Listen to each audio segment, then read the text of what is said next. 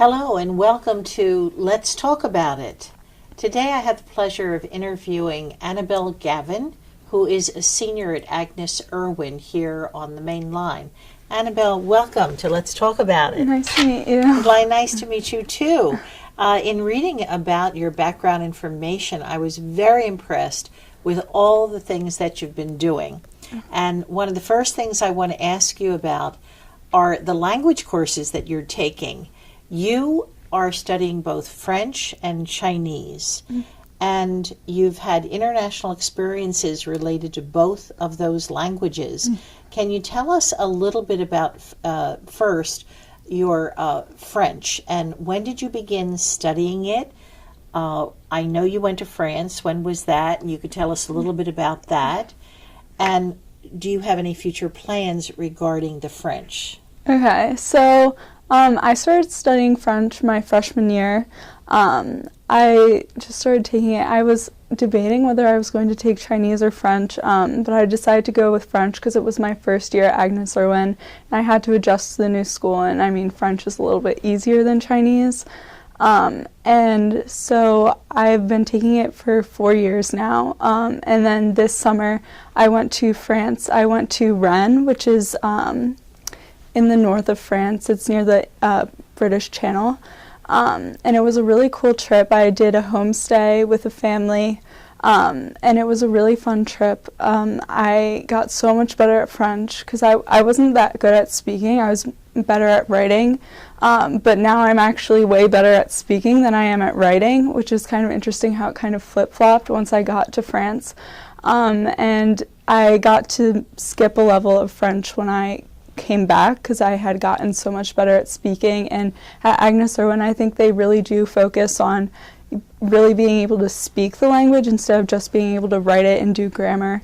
And it was a really fun trip for me, and I met so many cool people, and my host family and I, we still keep in contact all the time, and they're always asking me to come back to France, and I'm planning to. Assuming I have enough room in my schedule, I really do want to take some French classes in college just so I don't lose all the work I put into learning the language. But yeah. They do say about foreign language that you either use it or lose it. Yeah. And so I'm very happy to hear that you plan to continue it when you're in college, at least for part of the time. Now, what were some of the activities in which you participated when you were in France? Okay, so every day we went to class for 3 hours at the University of Rennes. It was a class, so the program I went with is called CIEE, and you receive college credit for your courses through Tulane. And so we went to classes every day, and we just kind of sat in a classroom with a teacher who is actually French. And I still keep in contact with my teacher from when I was there. And so we would just have like 3 or 4 hours of just basic going over grammar, important vocab. We did presentations every week on a different topic. One week it was about art, and then another week, so we did different types of art. So it was more like classical art, and then we did street art, and then we would have to go out and find pieces of art and take pictures of them and then do a presentation on it at the end of the week. And then we also did this activity called Ose de Français, and it was it's in English, it's Dare to Speak French.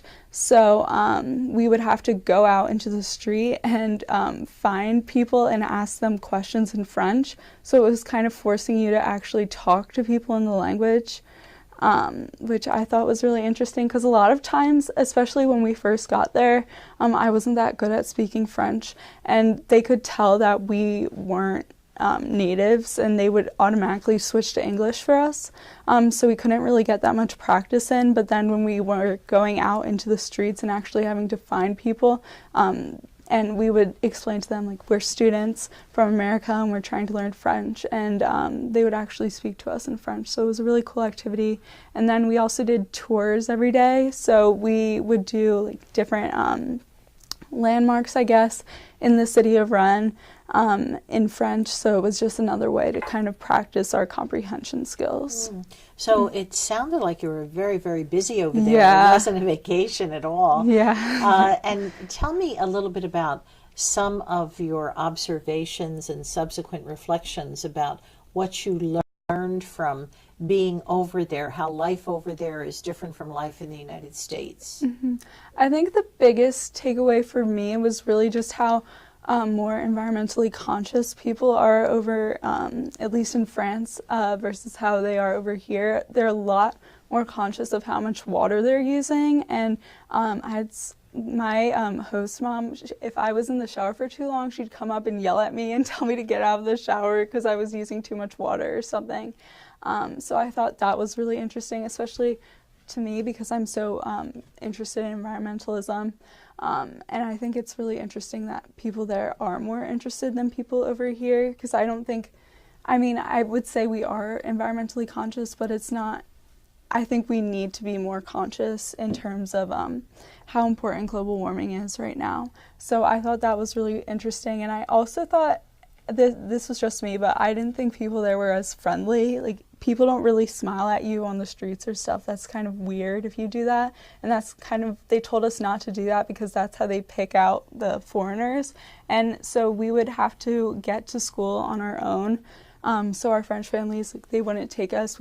I walked from my house because it was just a 10-minute walk, but they told us to not smile at people just because then they could pick us out, and if there was just someone weird or something, they didn't want us to get into any kind of, I guess, safety issues. So just don't smile at anyone, just walk straight, like don't look at anyone, don't make eye contact at all, which I thought was really interesting. Absolutely. Now, you mentioned how much more conscious they are of the environment, and at Agnes Irwin, you co-founded a group called Sustainable Living. Yeah. And could you tell us a little bit about that? Okay, so my friend Rachel and I, we started Sustainable Living Club just because we're both vegan, and we noticed we're both on the environmental board at our school. It's called ECO. I'm actually co-head of that too this year. And we both noticed that there isn't that much promotion of kind of just smaller changes that you can make in your day-to-day life that do make a really big impact, specifically eating meat and eating animal products and things like that. I think a lot of people aren't that conscious of it. And it was we kind of made it to just kind of show people the little changes you can make and little substitutions you can make in the foods that you are eating. So in our meetings, we talk about a lot of different things. So we talk about food, and we also talked about fashion, because there are different types of fashion companies. There's one called Reformation, and they're dedicated to making all of their fashion products, I guess, waste-free. And I never really thought of fashion as something that isn't environmentally friendly. I mean, I guess I just never thought of fashion as something that hurts the planet. But when I was researching it, I found that it is one of the most detrimental things to our planet, especially fast fashion, which is, I guess, how you get the more cheaper clothes, which is just mass producing clothing, and then there's so much waste left over after it. So I thought that was really interesting too. Oh, interesting. And you mentioned you became a vegan. How old were you when you became a vegan? I became vegan when I was a sophomore. So I think I was 16. It was actually my brother's birthday when I became vegan, so I know the exact date. And my friend Rachel, she actually became vegan like 2 weeks after I did. And we always go out and in honor of our like vegan anniversary, that's what we call it. We'll go out and we get dinner in the city. She actually takes Chinese with me, so we will usually go to like some place in Chinatown or something. But I think I love being vegan, and I think also I thought it was going to be impossible for me to do, especially because you grow up hearing that you need to drink milk to be healthy, you need to eat meat, and so I guess it seems so inconvenient, but then once you actually make the change, I can't even imagine not being vegan. I think it's really just become something that's so important to me, and my friends always ask me, like, are you going to go back to eating meat or animal products ever? And that's not even something that I would ever consider. at least Well, right now. when you became vegan, what were the reasons for you becoming vegan? Well, it was really just environmentalism. I found out that animal agriculture is the #1 cause of global warming. I actually heard about it in a senior assembly at school. So in order to graduate at Agnes Irwin, you have to do a 10-minute presentation on something that you're passionate about. And one girl did hers on how eating meat is really bad for the planet and just animal products in general. And then I guess I just did more and more research about it on my own. And I did a conservation trip after my freshman year in Costa Rica. And that's when I became really, really passionate about the planet. And I just kind of realized how big of a problem global warming really is. I mean, I'd heard about it, but I didn't really understand the magnitude of the issue until I went on that trip, and we did a lot of work hands-on with sea turtles and just kind of seeing and hearing about how the population of sea turtles has just kind of totally been depleted over the past few years. It really hit home for me, and that's when I really knew that this was something I wanted to kind of pursue. And then when I heard about the presentation, I was like, why aren't more people talking about that? That was kind of the biggest thing for me, because I never really associated being vegan with environmentalism. I kind of considered it more of a, I guess I considered it more hippie. I didn't think it was really something that I could see myself doing. And then I saw, I guess, upperclassmen were vegan because of environmental issues, and I guess I just kind of thought to myself, if they're doing it, why can't I? And then I just did it. Do you cook? No. No. The reason I have two daughters-in-law, both of whom are vegetarian, and neither one of them cooks. Yeah. So how difficult is it for your mother, I assume, to be cooking for you now that you became vegan? Yeah, so I think a lot of what I eat at home is just kind of normal stuff. Like, I eat a lot of salads, I eat pasta. I guess I also like eat out a lot because I'm always at school for a really long time after school ends. So my friends and I will usually just go out and grab dinners. So and I also will send my mom recipes sometimes of things I want to try, but I don't think it's that difficult for her really to cook things for me. I mean, I don't know, Mom, is it difficult? It's not difficult. Okay, all right. Well, let me ask you this. You've been to France, you're a French student, French 5. You've been to Costa Rica, and when was that? That was after my freshman year, so 3 years ago maybe. Yeah. Okay, so where do you think you get this confidence to be exploring the world so young? I know that high schools now do offer different opportunities like this, but France, Costa Rica, and we'll get to China in a minute. Yeah. Tell us a little bit more about Costa Rica. How did that opportunity come up? Okay, so all of my friends have been doing camps. Well, all my friends at Agnes Irwin have been doing camps since they were little, and I didn't even know that people really went to summer camp until I went to Agnes Irwin, and all of my friends were going away for the summer. So I was like, I need to do something. I can't just stay here while all of my friends are at camp, and obviously it was kind of too late for me to start a summer camp as a freshman. So I had heard about this program called Rustic Pathways because some other girls in my class had done trips through them. And so I told my mom, I was like, I need to go on a trip. I can't be here all summer. And then I had also never been out of the country before then. I've never been outside of the country with my family, actually. I've been outside the country 4 times now. I did Costa Rica and the Dominican Republic. The Dominican Republic I went to after my sophomore year, and that was another conservation trip. And then I also did France and China. And I guess I didn't really think about it. I was a freshman. I just kind of thought other people are doing it. It seems really cool. I don't think I really thought about it that much. And then going on the trips, I guess I love seeing a new way of life and a new way of, I feel like you come back from visiting another country with a totally new perspective. And with the trips I was on, especially with Costa Rica, it just kind of put everything into perspective for me, because we didn't really have access to Wi-Fi. We didn't have access to running water most of the time. And we were living on this wildlife refuge right off the beach.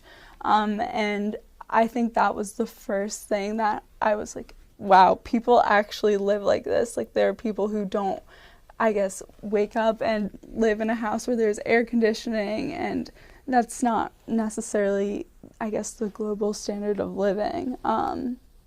And I guess that was the first thing that really got me passionate about exploring different cultures and just seeing different ways of life. Mm-hmm. Very good. Now, tell us about the opportunity you had to go to China and how you became interested in studying Chinese. Mm-hmm. So I'm not really sure what exactly sparked my interest in Chinese. I think a lot of it was just how different the culture really is, and I think I just kind of associate different with cool. Like, if something's really, really out there, I think it's super cool. And there aren't that many people at Agnes Irwin who really study Chinese. It's a very small program. And so one of my friends was actually taking Chinese, and we aren't in the same class, but she loved it, and she had gone to China, and she'd been taking the language for so long, and she always talked about how much she loved it. And so then I decided to take it, and my Chinese teacher and I became so close almost right away. And she doesn't work at Agnes Irwin anymore. She retired, but she's still one of my best friends, and I talk to her all the time. I'm actually going to be seeing her next week. We're preparing for the HSK, which is the Chinese proficiency test, it's kind of like run by the government, but I'm taking level 3. I'm really excited about it. I'm really excited to see her. I haven't seen her in a few months now, but she's one of the coolest people I've ever met, and just hearing about her life, I guess, really inspired me, because she would always tell us stories. She's from China, so she's from Beijing, and she would just kind of tell us stories about her growing up, especially growing up during the Cultural Revolution, and she would tell us these stories about how when she was like in kindergarten, one of the first things she learned to say was "Long live Chairman Mao," and I remember thinking, that's so interesting. I mean, I guess I had learned a little bit about it in school, but I think that was one of the really, really interesting things for me that really got me interested in Chinese culture. Just hearing about the Cultural Revolution and kind of learning about Mao Zedong, it's just a really interesting thing to me, especially censorship and different things like that. This fall I did this Stanford course about China, and it was really interesting. Learning about censorship especially was one of the really big things for me, because they talked a lot about how censorship was really big under Mao, and then after he died it became less, so nothing was really that censored until recently when Xi Jinping became president. Apparently he's been cracking down a lot on censorship, and it's become a really big thing over there again, and that's why he became president, because he is more conservative, I guess, which I thought was really interesting. And so, yeah, I don't think I answered the question, but... All right, now let me ask you this. When you mentioned Stanford and reading the background information on you, I see that you were one of 20 students who were chosen from the Stanford's inaugural China program. Mm-hmm. And tell us about that program. Where did you go? How long were you there? Okay, so it was actually an online course, so it was a semester. A lot of the work was just reading on our own, and then we would have these video conference calls once a week. And they always brought in such interesting people who had either worked in China at some point or worked for the U.S. government, and they focused their work on China and ties between the U.S. and China. And then there were some Stanford professors who taught I guess, East Asian studies with a focus on China. And so each week we would kind of talk about something new. We talked about the one-child policy, and actually I didn't know this until the course, but the one-child policy is actually going to be removed soon. It's already become the two-child policy, which I found really interesting, because I remember when I was in China, I didn't know that the one-child policy wasn't a thing anymore, and my exchange student had a little brother, and I remember thinking to myself, like, this is really interesting that she has a brother. I thought you couldn't have more than one kid in China, but a few years ago it became the two-child policy, and then for my research I read that it's set to be removed entirely in a few years because I guess they're having issues. They want their population shrunk so much that now they want it to get bigger again, which I found really interesting. I know I host Chinese students, two young ladies who attend Baldwin. They're in the upper school there.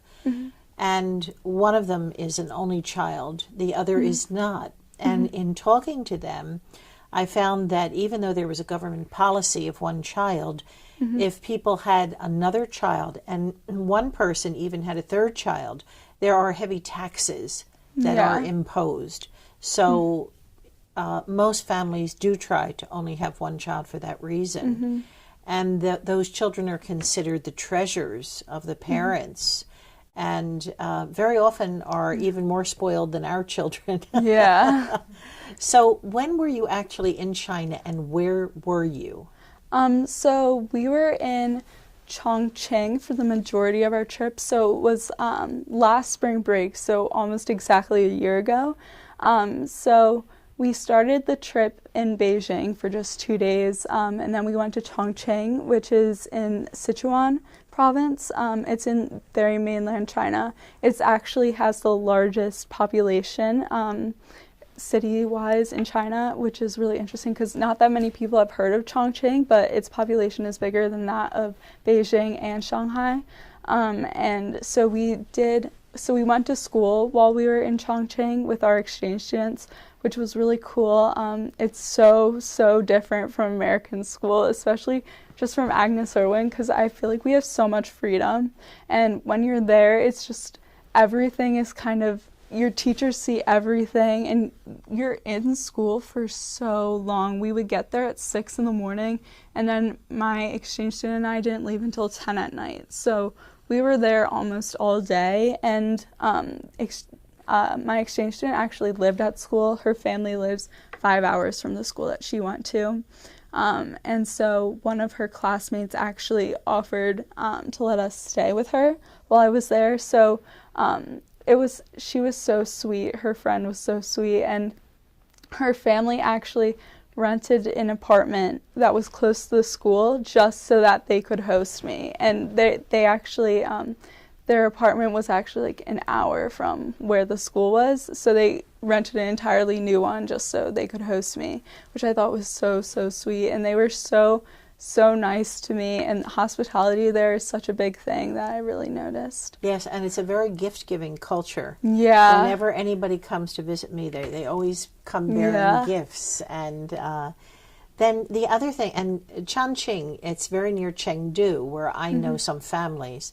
And in that area, in the Sichuan province, I guess in American cuisine, we're most familiar with the cuisines of the Sichuan province and the Hunan province. Yeah. And did you have hot pot when you were there? Yes, I did. It was so spicy. Everything was so spicy. I remember my exchange student's family, they came to pick us up on the weekend, and they brought these like snacks for us. And my exchange student was like, "It's not spicy at all, you'll love it." And I tried it, and my eyes started watering, and her entire family started laughing at me. And I was like, "It's so spicy," and they were just loving it. And when my exchange student was here, she complained about the food all the time. She was like, "I like hot and spicy food, and everything here is cold and sweet." And I was like, okay. Well, you've had a lot of wonderful experiences. Now, let's go back a minute to Irwin, Agnes Irwin.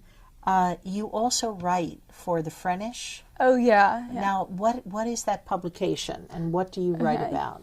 So it's the French and Spanish publication for our school, and every issue it's about a different thing. So the last issue we put out was about, I guess, powerful women, and so I wrote about Michelle Obama.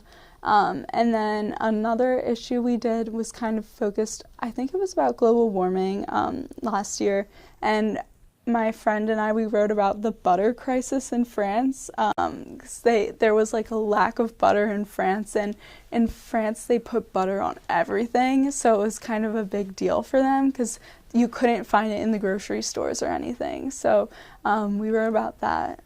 Well, I just think you have a very bright future. You're obviously open to all kinds of experiences in the world. Where will you be going to school in the fall? I don't know yet. Okay, yeah. still undetermined. Okay. Yeah. But for our viewers, and I want to thank you so much for joining us today. For our viewers, I think you can understand from hearing Annabel's stories that all the reasons why she was so chosen Student of the Week back in January. So I want to thank you again for coming, Thank you and for good having luck me. to you in the future. Thank you.